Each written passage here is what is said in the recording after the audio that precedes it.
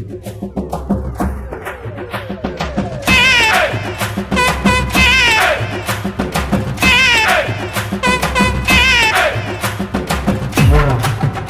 Guys, இன்றைக்கி நான் ஒரு சூப்பரான டாப்பிக்கோட தான் வந்திருக்கேன். என்னென்னு பார்த்தீங்கன்னா வந்து சைல்ட்ஹுட் மெமரிஸ். நம்ம எல்லாருமே சின்ன வயசில் கண்டிப்பாக இதை பண்ணியிருப்போம் அப்படின்னு நம்புகிறேன். ஸோ உங்களுக்கு ரிலேட் ஆச்சுன்னா கண்டிப்பாக கமெண்ட்டில் வந்து சொல்லுங்கள். ஃபர்ஸ்ட் வந்து என்னென்னா வந்து வீட்டு அட்ரஸ். நம்ம எல்லாருமே சின்ன வயசில் இருக்கும்போது என்ன பண்ணுவோம், எப்படி நம்ம வீட்டுக்கு போகணும் அப்படின்னு நம்ம ஃப்ரெண்டு கேட்டாங்கன்னா உடனே ஒரு ரஃப் பேப்பர் எடுத்து ஜாயின் த டாட்ஸ் அப்படின்ற மாதிரி ஸ்கூல் கேட்லேருந்து ஆரம்பித்து இங்கேருந்து ரைட்டில் எடுத்திங்கன்னா ஒரு டாட்டை போட்டு இங்கே ஒரு கடை இருக்கும், அங்கேருந்து லெஃப்ட்டு போட்டு அங்கே ஒரு டாட்டை போட்டு அங்கே வந்து இது இருக்கும் அது இருக்கும்னு போட்டு நம்ம வீடு வரைக்கும் ஃபுல்லாக கோடுகளாலேயே நம்ம வீட்டுக்கு அட்ரஸை போட்டு கடைசியில் இதுதான் எங்கள் வீடு அப்படின்னு வந்து அதை ட்ரா வேறு பண்ணி காட்டுவோம் தெரியுமா. ஸோ அதெல்லாம் வந்து இப்போ நினச்சி பார்க்கும்போது என்னடா அது நம்ம இவ்வளோவா பண்ணியிருந்துருக்கோம், ஆனால் எல்லாருமே இதை பண்ணியிருக்கோம் அப்படின்றது வந்து ஒரு செமையான விஷயம் தான். ரெண்டாவது வந்து இந்த வீடு அப்படின்றப்பவே உங்கள் வீடு எப்படி இருக்கும் அப்படின்னு யாராவது ஒருத்தங்க கேட்டால் போதும் உடனே ஸ்டார்ட் பண்ணிடுறது பீலா பீலா பீலா பீலா ஃபுல்லாக பீலா தான். நல்லா பொய்யா சொல்கிறது, வாயில் வரதெல்லாம் நான்லாம் சொல்லியிருக்கேன் பயங்கரமாக. என் வீட்டில் வந்து பயங்கரமான ஒரு பங்களா, அந்த கேட்டு வந்து நீ பட்டன் வச்சு அமுக்குனாலே கேட் ஓப்பன் ஆகும், வீடு வந்து ஃபுல்லாக சென்ட்ரலைஸ்டு ஏசி. இப்போ வரைக்கும் எங்கள் வீட்டில் ஏசி கிடையாது, ஆனால் நான் அப்போயே சொல்லியிருக்கேன் ஃபுல்லாக சென்ட்ரலைஸ்டு ஏசி.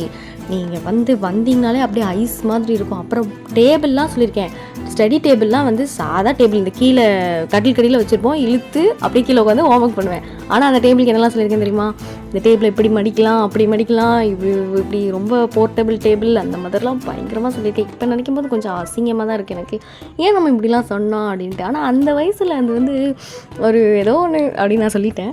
அதுக்கப்புறம் வந்து காருன்னு எடுத்துக்கிட்டோன்னா வந்து நான்லாம் only branded cars, all brand of cars are staying outside my home only, இந்த மாதிரிலாம் பயங்கரமான ஒரு பொய்யெல்லாம் சொல்லியிருக்கேன். ஆனால் வந்து இப்போ என்னோடய மைண்டில் இருக்கிறது என்னென்னா வந்துட்டு அப்போ நான் சொன்ன பொய்யெல்லாம் இப்போ நான் எப்படியாச்சும் நிஜமாக்கிடணும். ஸோ அந்தளவுக்கு நம்ம ஒரு ஒரு ஓன் ஹவுஸ் ஒரு பங்களாக்கே ஏன் கெட்டக்கூடாதா, நம்ம அதுக்கான உழைப்பை போட்டால் நம்மளால் கண்டிப்பாக முடியும். ஸோ நம்ம வந்து கண்டிப்பாக ஒரு சூப்பரான ஒரு ஓன் ஹவுஸ் வாங்கணும், ஒரு பயங்கரமான கார் வாங்கணும், நம்ம பேரண்ட்ஸை பெருமைப்படுத்தணும் அப்படின்றது வந்து இப்போ எனக்கு இருக்கிற ஒரு ஆசை. அதை கண்டிப்பாக நம்ம நிறைவேற்றணும் கண்டிப்பாக, ஓகேவா. ஸோ அப்போ சொன்ன பொய்யை வந்து அட்லீஸ்ட் இப்போ நிறைவேற்றியாச்சு நம்ம வந்து அதை சரி பண்ணிடணும் அப்படின்னு நான் நினைக்கிறேன். இன்னொன்று என்ன அப்படின்னா வந்துட்டு மேத்தமெட்டிக்ஸ். பெரிய ப்ராப்ளம்ஸ், இந்த வேர்ட் ப்ராப்ளம்ஸ் எல்லாம் சொல்லுவோம் தெரியுமா. ஸோ அந்த மாதிரி Suresh is the father of Ramesh, Ramesh is 3 times the age of Suresh and Suresh is the mother of Ramesh. Oh my God, what is the age of Ramesh after 10 years? இதுதான் கொஸ்டின். இப்போது சுரேஷோட வயசு என்ன வரதானே, ரமேஷோட வயசு என்ன வரதா, எனக்கு என்ன, what is the problem, you guys are டாக்ஸிக்டா, அந்த மாதிரி தான் இருக்குது. என்னடா கொஸ்டின் கேட்டு வச்சுருக்கீங்க அப்படின்றவர். இப்போ அதனால் என் வாழ்க்கையில் என்ன பிரயோஜனம்? இதில் 100 மார்க் நான் எடுத்தேங்க. எனக்கு ஞாபகம் இருக்குது, 7th standard படிக்கும்போது வேர்ட் ப்ராப்ளம்ஸ் எப்படி பண்ணணும்னு தெரிஞ்சுக்கிட்டு 100 out of 100 I have scored. What is த லாபம்? இன்றைக்கி நான் வந்து சும்மா தான் இருக்கேன் வீட்டில். இதுக்கும் நான் 100 மார்க் எடுத்ததுக்கும் என்ன சம்மந்தம்? எதுக்காக என்னை இதெல்லாம் படிக்க வச்சிங்கன்னு எனக்கு இப்போ தெரிஞ்சாகணும். இதை விட ஒரு பயங்கரமான மேட்ரு என்ன தெரியுமா? ஐயோ பயங்கரம் அடிக்கடி சொல்கிறேன், மன்னிச்சிருங்க. இதை விட ஒரு அமேசிங்கான மேட்ரு என்ன தெரியுமா? 10th standard வந்துடுவாங்க, பப்ளிக் எக்ஸாம். 10th standard நீ கஷ்டப்பட்டு படிச்சிட்டேன்னு வச்சுக்கோ, 11th 12th உனக்கு பிடிச்ச குரூப் எடுத்து ஜாலியாக இரு அப்படிம்பாங்க. சரி ஓகே, நான் 10th மட்டும் கஷ்டப்பட்டா அதுக்கப்புறம் ஜாலியாக இருக்கலாம்ல அப்படின்னு சொல்லிட்டு நானும் வந்து கஷ்டப்பட்டு படித்து மார்க்லாம் வாங்கிட்டேன். அதுக்கப்புறம் ஒரு குரூப்பையும் எடுத்து 11th 12th வந்துட்டேன். அதுக்கப்புறம் வந்து நீ 11th 12th மட்டும் கஷ்டப்பட்டு படிச்சிட்டேன்னு வச்சுக்கோ, ஏன் உனக்கு நல்ல காலேஜ் கிடச்சிச்சுன்னா நீ அதுக்கப்புறம் ஜாலியாக இருக்கலாம் அப்படிம்பாங்க. சரி ஓகே, 11th 12th தானே, இதை மட்டும் கஷ்டப்பட்டு படிச்சிருவோம், காலேஜில் போய் ஜாலி தான் அப்படின்னு சொன்னோடனே அங்கே முடித்து ஏதோ சீட்டே கிடைக்காம தடுமாறி ஒரு காலேஜில் போய் சீட்டை வாங்கி போயாச்சு. அங்கே போனோடனே என்ன ஜாலி, படித்தாதான் வேலை போனாதான் சோறு, படி இதை மட்டும் படிச்சிட்டின்னா அதுக்கப்புறம் நீ வேலைக்கு போய் ஜாலியாக இருக்கலாம், கை நிறைய காசு தான் அப்படிம்பாங்க. சரி ஓகே அப்படின்னு சொல்லிட்டு கஷ்டப்பட்டு காலேஜையும் படித்து ஏதோ கொஞ்சம் தெரிஞ்ச கொஸ்டின் தெரியாத கொஸ்டின் எல்லாத்தையும் அட்டன் பண்ணி என்னத்தையோ ஒரு மார்க் எடுத்து என்னத்தையோ ஒரு வேலை அப்படின்னு போனதுக்கப்புறம் இதுக்கப்புறமா தான் நான் ஜாலியாக இருக்கலாமா? ஜாலியா? Are you mat?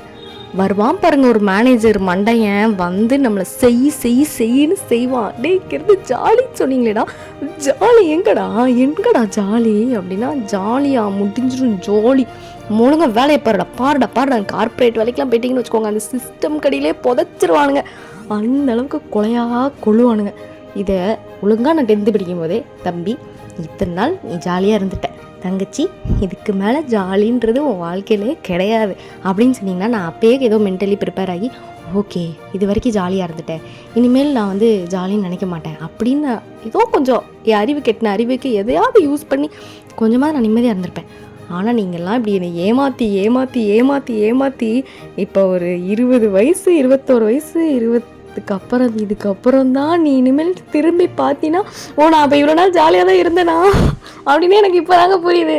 என்னங்க வாழ்க்கை இது, பிறந்தாலே ஜாலியும் கிடையாது ஒன்றும் கிடையாதுன்றதெல்லாம் சின்ன பிள்ளையிலே சொல்லி கொடுத்துருங்க ப்ளீஸ், எங்களை ஏமாத்தாதீங்க. அடுத்ததாக நாம் பார்க்க போவது என்னவென்றால் ஹேர் ஃபால். ஸ்கூல் படிக்கிற வரைக்கும் வந்து நல்லா நிறைய முடி இருக்கும், நல்ல ஹேரு, நல்ல அடர்த்தியான முடி இருக்கும். அப்போல்லாம் எங்களை ஒரு ஹேர் ஸ்டைல் பண்ண விட மாட்டானுங்க. ஒரு 2 நடுவை பேடு 2 ஜடை பின்னு மடித்து கெட்டு எப்போ பார்த்தாலும் சொலுன்னு தலை ஃபுல்லாக ஆயில் தான். சரி நம்ம கொஞ்சம் பெரியவன் ஆகிட்டோன்னா இந்த ஹேரெல்லாம் வச்சு நம்ம பயங்கரமாக ஸ்டைல் பண்ணிக்கலாம், கலரிங் பண்ணிக்கலாம், ஸ்ட்ரைட்னிங் பண்ணிக்கலாம், ஸோ இந்த மாதிரிலாம் பண்ணிக்கலாம் அப்படின்னு நினச்சிட்டு இருந்தேன். ஆனால் வந்து முடியே இல்லாமல் போயிடும் அப்படிங்கிறது யாராவது சொன்னீங்களாடா?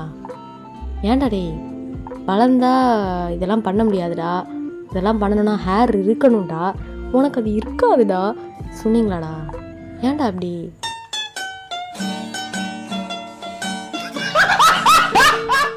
குழந்தையிலேருந்து பெரியவன் வரைக்கும் இப்படி ஏமாற்றியே எங்களுக்கு ஏன்டா அப்படி கொடுமைப்படுத்துறீங்க? இந்த வரக்கூடிய young generations please be our.